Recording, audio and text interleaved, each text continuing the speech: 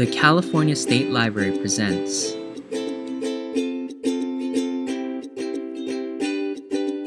a Skills for Teen Parents project.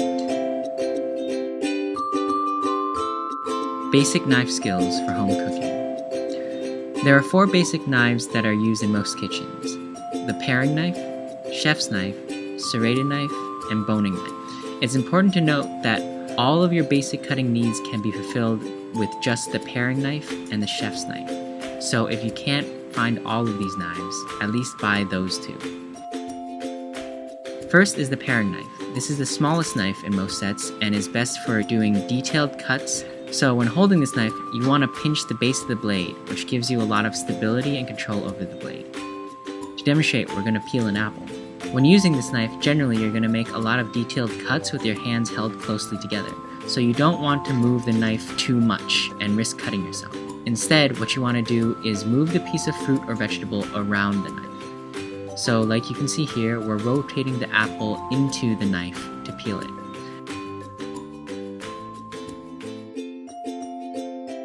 The blade is pinched firmly so that it won't slip and accidentally cut us. Now, once we get to the stem of the apple and the apple bottom, what we want to do is angle the knife about 45 degrees and poke it into the top. Again, you want to rotate the apple around the knife until the stem pops out like so. And now you have a perfectly peeled apple. Next is the chef's knife. This knife is the most universal knife in the kitchen and can be used for almost all cutting needs. Like with the paring knife, you want to pinch the bottom of the blade for control, but unlike with the paring knife, you'll need your offhand to stabilize the knife. To avoid cutting your fingers, you want to curl your fingertips in and use your knuckles to hold the food. Place the side of the blade up against your knuckles and begin slicing. Your knuckles will act as a guide for your blade.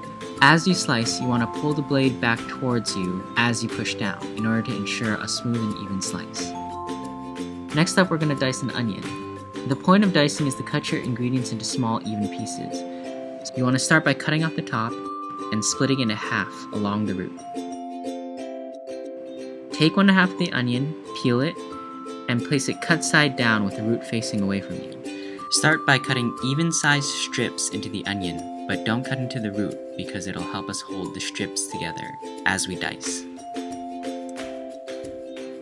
Now, turn the onion sideways and start cutting again. As you can see, we have perfectly diced pieces of onion.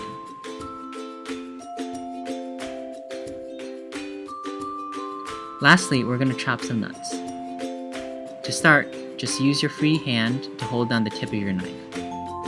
With chopping, you just want to cut your ingredients down to size, but the shape and evenness of each of the pieces doesn't really matter. So you don't have to be very precise with this.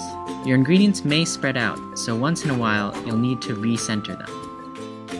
Another technique you can use is to rock the knife back and forth between your hands, like so. And that's the basics of the chef knife. So next we have the serrated knife. This knife has a bunch of little teeth on the blade to help cut through tough ingredients. But if you don't have one of these, a chef's knife works just as well. So to start, just hold the bread with the palm of your free hand and cut the side of the bread with a serrated knife. You want to saw the knife back and forth until the piece is cut, just like so. And finally, we have the deboning knife. This knife is best for removing bones and gristle from the meat. So, you want to pinch the base of the blade for control. Now grab a piece of meat that you wanted to bone, in our case a chicken leg, and make a long cut along the bone. Spread open the cut, find the bone, and begin cutting along the bone to separate the meat from it. With each cut, rotate the bone away from the cut and spread the cut open to expose more of the flesh that you can cut.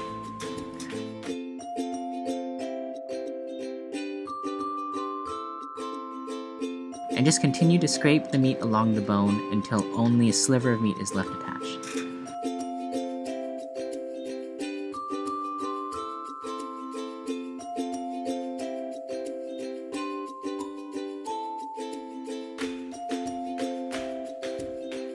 When you've gotten to this point, you want to take your knife, slide it under the bone, and pierce the little bit of meat that's still attached. Angle the knife upwards and scrape along the bone until the meat is detached.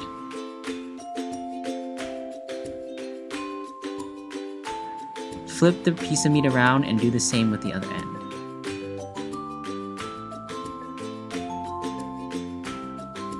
And now you have a deboned chicken leg. So these are just the basics of how you can use your knives to debone, cut, dice, chop, and slice any ingredients that you'll ever find.